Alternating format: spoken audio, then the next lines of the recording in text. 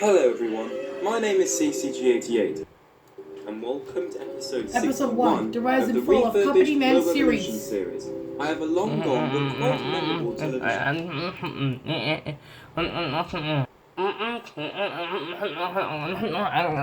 Appearing scary logo compilation videos. I've chosen 22 logos that I believe the majority of people dislike or find scary. Before you terrifying, so I have put them in here. Also, if I have talked about a logo before in my R-Release series, you won't see it here. So you're not going to find the V of Doom on here. Without further ado, let's begin.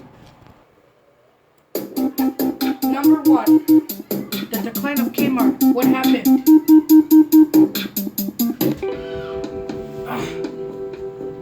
Attention Kmart shoppers. Everyone think back to the last time you went to a Kmart.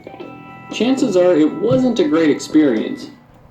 Kmart. Films is a Filipino film company that was founded in 1962. They're one of the most popular film companies from the Philippines. Views on this logo have changed for me a lot over the years. I originally hated it. Everyone think back to the last time you went to a Kmart. It has a really obvious horror sound to it. The animation didn't help either, as even from 1985, it looks incredibly tacky and cheesy. The zooming art is very reminiscent of the V of Doom. A Viacom presentation. Take Good Times for example. That has a whoosh, but that doesn't seem to be scary.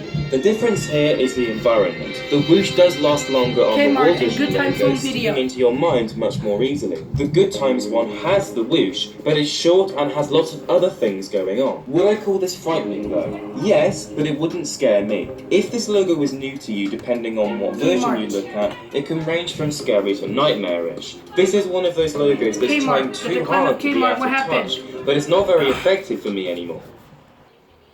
Number 2. The decline of Radio Shack. What happened? This video is 100% a result of viewer requests. The first time I saw the topic, it was mentioned in the comments, and I passed over it. I figured I would... World Vision Radio Shack was the home entertainment arm of World Vision Television, which lasted from 1973 to 1999. This logo has appeared in numerous scary logo lists, but I've never really understood why. Most logo fans claim that the whoosh and the dark background get to them, but a lot of other logos have whoosh sounds and black backgrounds. But their costs were outweighing their sales, and they just couldn't make the business work. Will I call this frightening though? Yes, but it wouldn't scare me. If this logo was used for like a year instead of 12, the opinions on it would definitely be a lot different. So, is this scary? No, and it never will be. It's honestly pretty good for 1983, and it is well liked by VHS collectors and logo fanatics. Number 3. The decline of H.H. Gregg. What happened? H.H. Gregg is coming back. This counter is from the homepage of their website as of Monday, October 16th.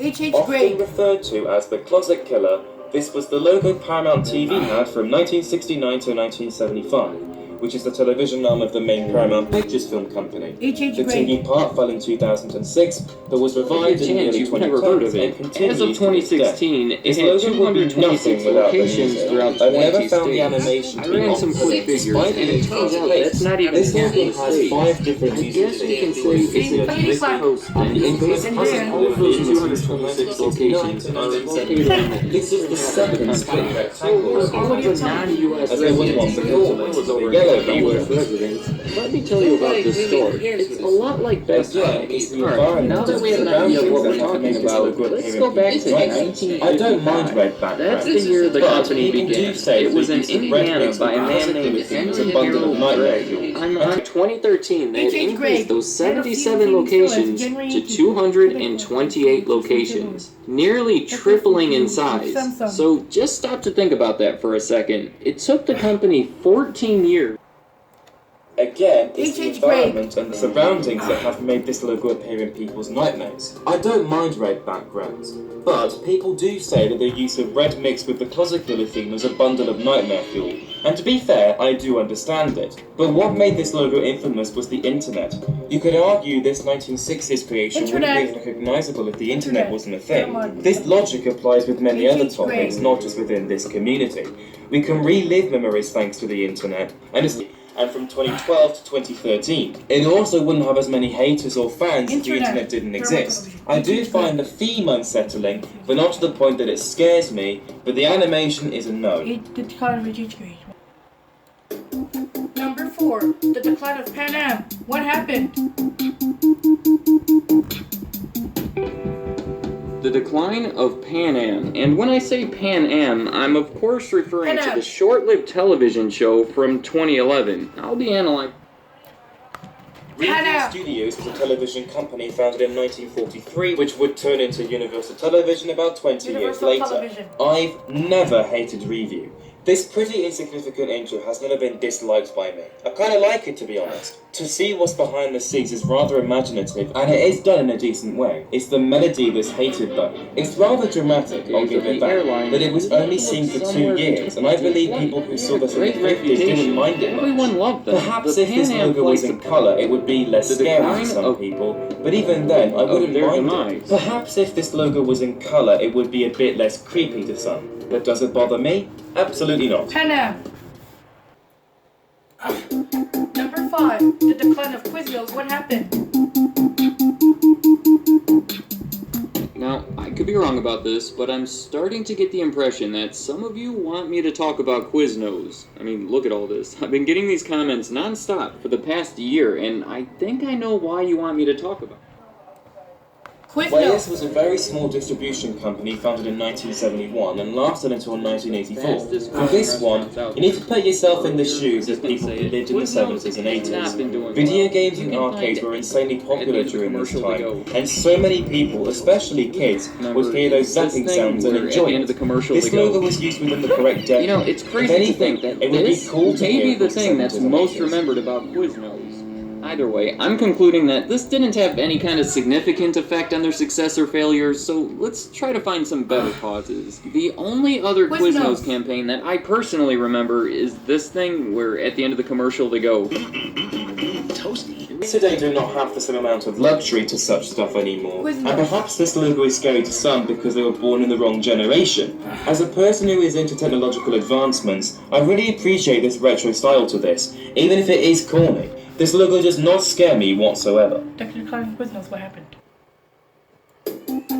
Number 6, the decline of ESPN. What happened? ESPN is the network for sports. You might be able to argue this statement based on some of their more recent content, but they're built on the concept of being all sports all the time. There's also NBC Sports, Fox Sports, and some others, but ESPN was the first, and they're the biggest. Disney Entertainment was the entertainment division of Walt Disney Pictures. Many kids back in the day found this logo to be very jarring and right in your face, and as such, despised it. And I'll be honest, I don't like it either. For 1978, the animation isn't that good, and the music is way too much. This is Disney we're talking about, a company which, at this stage, was working primarily to make entertainment for children. So you would expect them to start their home video division strongly, but no. The theme that came with this would have undoubtedly frightened me if I grew up with it, and I wouldn't have liked seeing the neon Mickey on the black background. So do I find it scary? I don't now, but this is another logo where I dislike it more than find it scary. Palace Video usually distributed art house and horror films, so having a dark, eerie logo does make sense. I don't know how, but it is done in a tremendously cheap way. Again, the films they made are horror films, so it's logical they would have a horror-like logo. But even by bad film standards, this is incredibly terrible. The jittery skull, the screen... Other sporting events came out with ESPN Radio, an entire second channel called ESPN2. Today there's ESPN3, ESPN News, ESPNU, ESPN Classic, ESPN Deportes. They've grown pretty big. I don't now, but I would have been scared by it if I saw it as a child. ESPN. Number 7, the decline of Gibson. What happened? Gibson. It's one of the biggest names in guitars, possibly the biggest. In 1894, Orville Gibson, a name you'd expect to hear from a... Palace Video was a British home video producer and distributor. 14 years of A Crooked Castle and Lightning. Fantastic. This is another logo where I dislike it more than find it scary. Palace Video usually distributed art house and horror films, so having a dark, eerie logo does make sense. I don't like how fast it is. You barely have enough time to read the presenter text, and for some reason, it just ends on a white screen and immediately cuts to black. This is very unprofessional, as you can clearly tell. It's 1995 we're talking about. 20th Century Fox made their first CGI logo a year before, so why couldn't this company try it out? I do find it terrible and terrifying, to be perfectly honest, but I'm more confused than scared. And last finale is number 8, the decline of Pier 1 imports. What happened? Well, things are not looking good for Pier 1 imports. If you're not familiar, it's a fairly unique store. They have those signature blue rectangular signs on their storefronts that you've probably seen. Media Blast is a home video company that distributes anime and such other Japanese media, founded in 1997. I don't get what's wrong with this one. I don't see why this one is scary. I've always liked it. This logo has received criticism for its cheesy and fast animation and the loud music. It used to have a scare factor rating on the CHRITY of high, even though I wouldn't have put it any higher than a medium. Also, people have said they don't like it because it includes VHS tapes which were outdated. This logo, to be perfectly honest, and when it appeared in scary logo lists, I always smiled because of it. I don't find it frightening one bit.